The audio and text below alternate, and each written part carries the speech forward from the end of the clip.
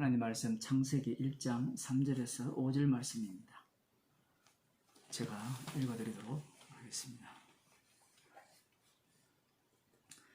하나님이 가라사대 빛이 있으라 하시매 빛이 있었고 그 빛이 하나님이 보시기에 좋았더라. 하나님이 빛과 어두움을 나누사 빛을 낮이라 칭하시고 어두움을 밤이라 칭하시니라. 저녁이 되며 아침이 되니 이는 첫째 날이니라. 어제 말씀 가운데 하나님의 신이 수면에 운행하시더라. 운행이라는 이 히브리어 단어가 운행한다라는 표현도 되지만 알을 품다라는 의미도 있어요. 어쨌든 창조하시는 그 일에 성령께서 개입하신다는 그 내용이 담겨 있습니다. 자, 오늘 여기 성령이 어떻게 했다 이런 내용은 나오지 않거든요. 그런데 오늘 본문이 상당히 중요합니다. 왜냐하면 미리 결론부터 말씀드리면 세상은 첫째 날에 다 담기게 돼요. 달리 말하면 모든 날들은 첫째 날 안에 다 들어갑니다. 첫째 날이 뭐냐?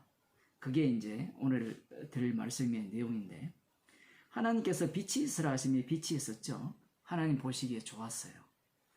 문제는 무엇인가 하면 이 첫째 날의 빛과 이 넷째 날의 빛이 다르다는 사실입니다. 태양과 이런 것들은 언제 만들어지는가 하면 그 14절에 보면 하나님이 가라사대 하늘의 궁창에 광명이 있어 주야를 나뉘게 하라. 또 그 광명으로 하여 징조와 사시와 일자와 연한이 이루라. 또 그 광명이 하늘의 궁창에 있어 땅의 빛이라 하시고, 이렇게 말씀하시거든요. 그래서 많은 사람들이 이 빛이 무엇이냐, 첫째 날의 빛이 무엇이냐, 넷째 날의 빛이 어떤 거냐, 여러 가지 연구를 했어요. 그래서 어떤 사람은 아주 산박한 이야기를 해요. 첫째 날의 빛은 그야말로 빛이고, 넷째 날의 빛은 이 발광하는 그 물질, 그죠? 수소가 이렇게 폭발해서 나오는 그런 광명한 빛이다. 히브리어 단어가 그렇다. 이런 얘기를 많이 하는데, 그거 설득해서 어디에서 먹으려고 그러느냐 얘기예요. 사람들은 성경을 볼 때 호기심이 작동하거든요. 이게 뭘까 저게 뭘까. 그걸 답변해 주면 구원이 나옵니까? 예수님은 요한복음에서 그런 모든 것들을 무시해버립니다. 무시하면서 예수님이 자기 자신을 빛이라 이야기합니다. 요한복음 8장 12절에 보면 예수께서 또 일러 가라사대 나는 세상의 빛이니 나를 따르는 자는 어둠에 다니지 아니하고 생명의 빛을 얻으리라. 요한복음 1장 5절에도 마찬가지죠. 빛이 어두움에 비치매 어두움이 깨닫지 못하더라. 빛의 역할이 무엇이냐 했을 때는 지금 오늘 본문에 보면 빛을 창조하시니까 하나님이 보시기에 좋았다고 했는데, 그 빛이 들어옴으로 말미암아 무엇과 나누어져요? 어둠과 나누어지죠. 그런데 한번 상상을 해보세요. 빛이 있으라 하시면 빛이 있었죠. 그 빛이 하나님 보시기에 좋았는데 하나님이 빛과 어두움을 나누어요. 앞부분에 이미 모두가 다 흑암이죠. 그러면 우리가 이렇게 생각할 수 있잖아요. 빛을 창조했으면 그 모든 곳에 빛이 비칠 거 아니에요. 그렇지 않습니까? 그래 모든 곳이 밝은 곳이 되죠. 그런데 하나님께서는 빛을 창조하시고 빛과 어둠을 나눴다는 겁니다. 창세기부터 처음부터 주님께서는 무엇을 품고 창조를 하셨냐라고 하면 진짜 빛 대신 예수 그리스도를 소개하기 위한 창조였다는 거예요. 그런데 그 빛을 소개하기 위해서 바탕이 어떤 것이었습니까? 어두움이라는 세상 속에서 빛을 창조했죠. 그럼 요한복음에서 빛이 세상에 왔다 했잖아요. 빛이 어둠에 비쳤다 했잖아요. 빛이 어둠에 비치니까 세상은 어떤 모습, 어떤 정체성을 갖고 있는가가 드러나게 됩니다. 그게 바로 어둠의 모습이에요. 예수님이 빛으로 왔죠. 이 말도 안 되는 이야기입니다. 예수님 그냥 사람이거든요. 사람을 빛이라 해요. 그 빛이 옴으로 말미암아 세상은 모두가 다 어둠으로 규정이 돼요. 이렇게 이야기하면 그 비유잖아요. 이렇게 이야기할 수 있는데 아니에요. 진짜 빛이 예수님이고 진짜 어둠은 예수님이 오심으로 말미암아 온 세상이 어둠이라는 것이 진짜 실제라는 겁니다. 여기에서 빛과 어둠 백날 나눠도 소용없어요. 알아도 구원이 안 돼요. 그래서 빛 대신 예수님이 이 땅에 오시니까 어둠이라는 자들이 그 빛을 제거해 버립니다.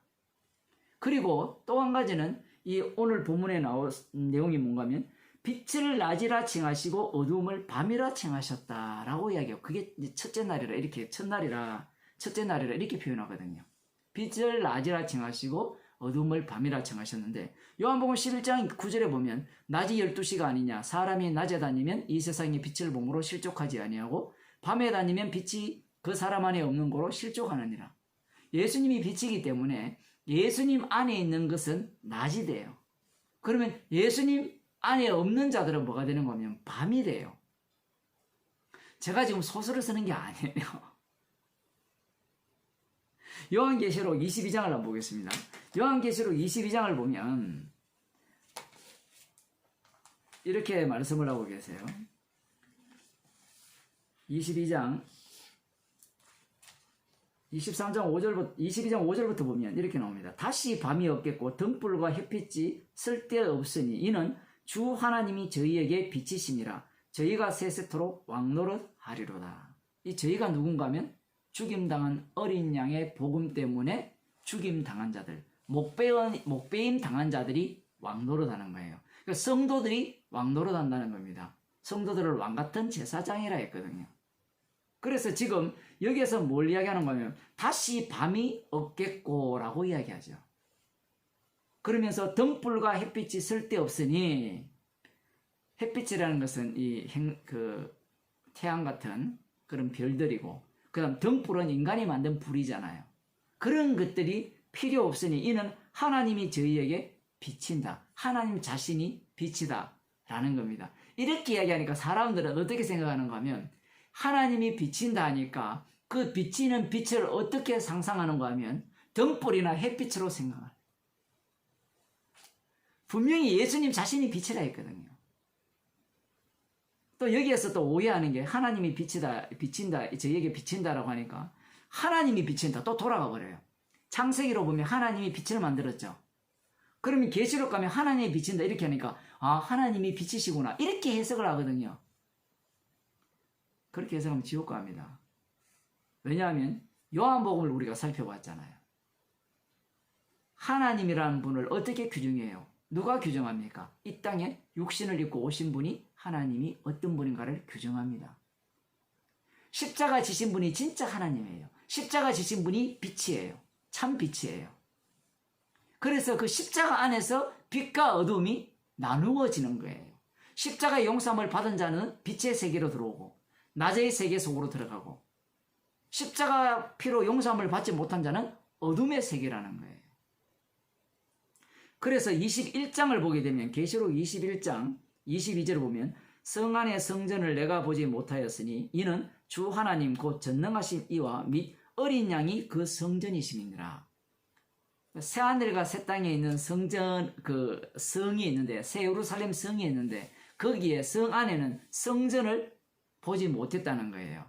원래 이사야 선지자의 예언에 의하면 뭐 에스겔도 마찬가지지만 성이 있고 그 중심에는 성전이 있어요.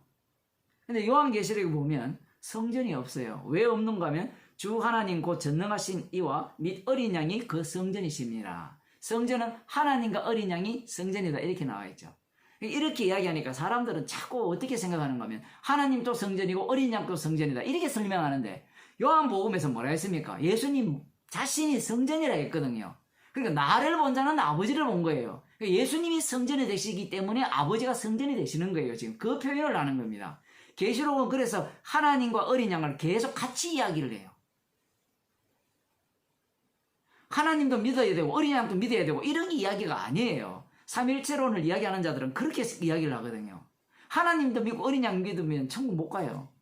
어린 양의 피가 구원을 하지 하나님이 우리를 구원하는 게 아니에요. 계시록 자체가 어린 양의 피를 증거하거든요.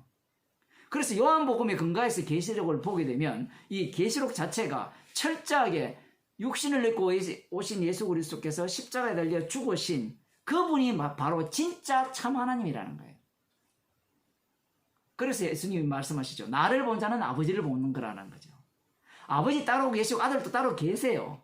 그런데 그 아버지는 반드시 아들을 통해서 증거되는 거예요. 그래서 여기에 보면 그 성은 여기에서 한 가지 더 이야기해야 되는 게 어린 양이 성전이 시민이라 이야기했잖아요. 그런데 뭐 고린도전서에도 우리 몸이 뭐라 합니까? 성전이라 하죠. 그 어린 양이 성전이 된다는 것은 그리스도의 몸 자체가 성전이 되잖아요. 성도 자체가 성전이에요. 자꾸 이런 것들을 사람들이 어떻게 생각하는가 하면 성전 따로 또 성도 따로, 왜냐면 그런 표현이 뒤에 나오거든요. 나오니까 자꾸 이런 본문들을 보면서 자기가 꿈꾸는 유토피아를 그리고 있는 거예요. 뒤에 한번 봅시다. 그 성은 해와 달의 비침이 쓸데없으니 이는 하나님의 영광이 비치고 어린 양이 그 등이 되심이라. 여기는 어린 양이 그 등이 되잖아요. 하나님이 영광이 비치고 그 등, 영광, 빛 이런 개념 자체가 우리가 알 수 없는 개념이에요. 그런데 요한복음에 보면 빛이라는 분이 예수님이죠. 그러면 빛이 어둠에 비침에 어둠에 깨닫지 못하죠.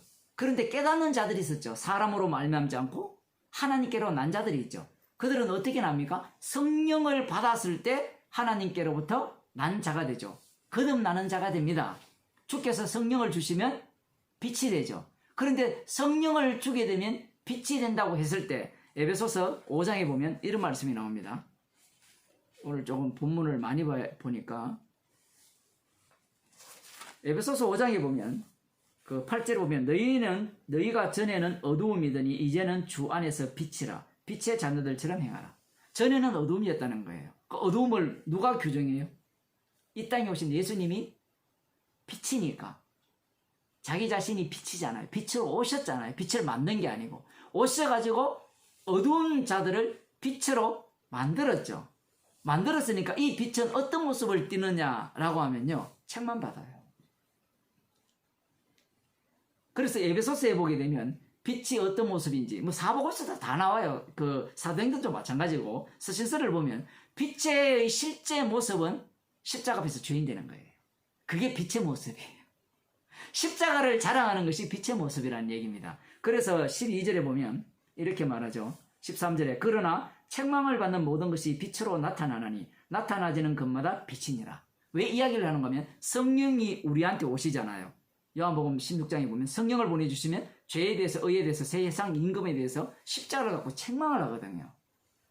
그 책망 받을 때 십자가 앞에서 죄인이 되는 겁니다. 죄인 중에 개수되는 모습이 바로 빛이에요. 근데 이걸 누가 빛이라고 인정하겠어요? 다시 계시록으로 돌아와서 여기에 보면 만국이 그 빛 가운데로 다니고 땅의 왕들이 자기 영광을 가지고 그리로 들어오리라. 왕들이 있고 성문 자기 영광을 가지고 왕들이, 땅의 왕들이 누구예요? 아까 왕 노릇한다 했잖아요. 성도들이거든요. 근데 이 왕들이 누굽니까? 그리스도의 몸의 지체니까 성전이죠. 표현이 이렇게 막 섞여 있어요. 이 구약적 용어를 다 끌고 왔기 때문에 그래요. 그런데 이걸 문자적으로 해석해버리니까 이해가 안 되는 거예요. 그 요한복음을 근거로 해서 계시록 해석이 돼야 되는데 요한복음은 완전히 날려버리고 계시록은 완전히 지 상상하는 대로 본문을 해석해버리죠. 자, 그래서 그 뒤에 좀 더 봅시다. 만국이 그 빛 가운데로, 그 다음 25절 성문들을 낮에 도무지 닫지 아니하리니 거기는 밤이 없음이라. 밤이 없어요. 어디에? 새하늘 같은 땅에는 밤이 없습니다. 왜? 어린 양이 등불이 되잖아요. 이걸 예배소서에 표현하면 모두가 다 뭐가 돼요? 십자가 앞에서 죄인 중에 개수가 되는 거예요. 그 모습이 왕들이에요. 왕이에요. 그게 왕같은 제사장의 모습이에요. 왜냐하면 천국이라는 것은 지금 세상을 이 창세기 1장 3절에서 5절을 보면서 빛이 있으라 하여 빛이 있었다. 빛을 만들고 빛과 어둠을 나눴다 했을 때 사람들은 무슨 생각을 하는가 하면 우리를 위해서 세상을 만들었다 생각하는 거예요. 하나님은 사랑의 하나님이기 때문에 우리를 위해서 이 아름다운 세상을 만들었다. 이렇게 접근을 하는 거예요. 그래서 마지막 요한계시록을 보면서 보세요. 새하늘과 새 땅에 우리가 들어가지 않습니까? 새 예루살렘에 들어가고 거기에는 빛이 필요 없는 곳이 아닙니까? 주님이 친히 빛이 되시니까 우리는 그곳에서 영원히 행복하게 삽니다. 지금 이 얘기를 하려고 사람들은 생각하는 거예요. 근데 그게 아닙니다. 빛이 옴으로 말미암아 무엇이 규정이 돼요? 어둠이 규정되죠. 지금 창세기 1장 3절에서 빛을 만듦으로 말미암아 빛과 어둠을 나누어야 되죠. 이 내용이 지금 요한복음으로 오면 예수님이 어떤 분으로 세웠다 했어요? 아버지께서 심판자로 세웠다 했죠. 예수님이 지옥 보낼 자는 지옥 보내고 천국 보낼 자는 천국 보내는 그분으로 세웠어요. 십자가 지신 분으로서. 그래서 이 새 예루살렘 여기에서는 무엇이 전파되는가 하면 이 반대편에 무엇이 있는가 하면요. 그 20장 15절에 보면 누구든지 생명책에 기록되지 못한 자는 불못에 던지오리라. 이거 둘째 사망이에요.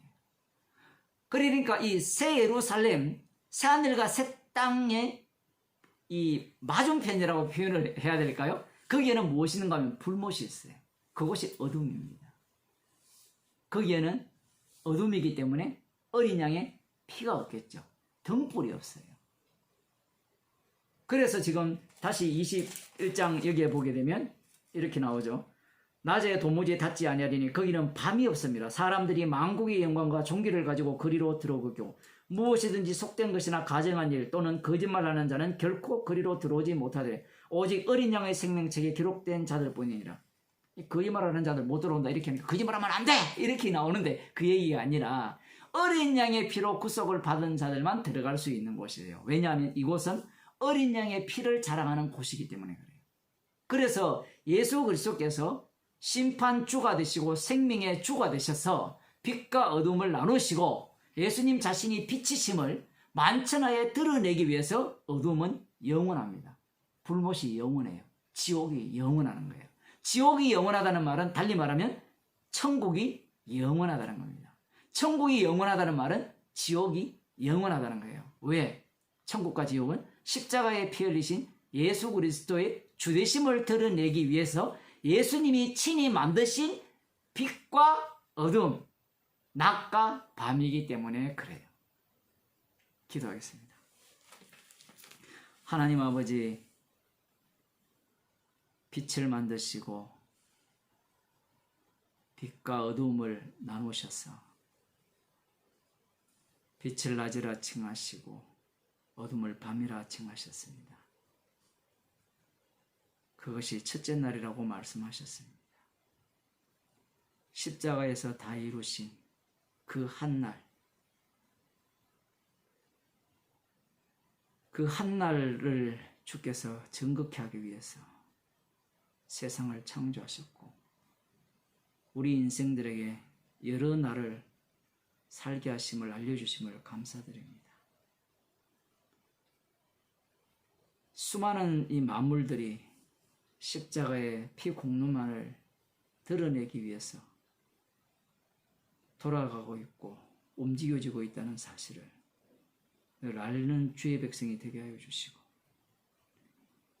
날마다 저희들에게 빛을 비춰 주심으로 말미암아 책망받는 자가 되게 하여 주시고 상한 심령이 되게 하여 주시고 죄인 중에 괴수로 드러나서 참된 빛의 자녀로 살아갈 수 있는 주의 백성이 되게 하여 주옵소서. 예수님 이름으로 기도드리옵나이다. 아멘.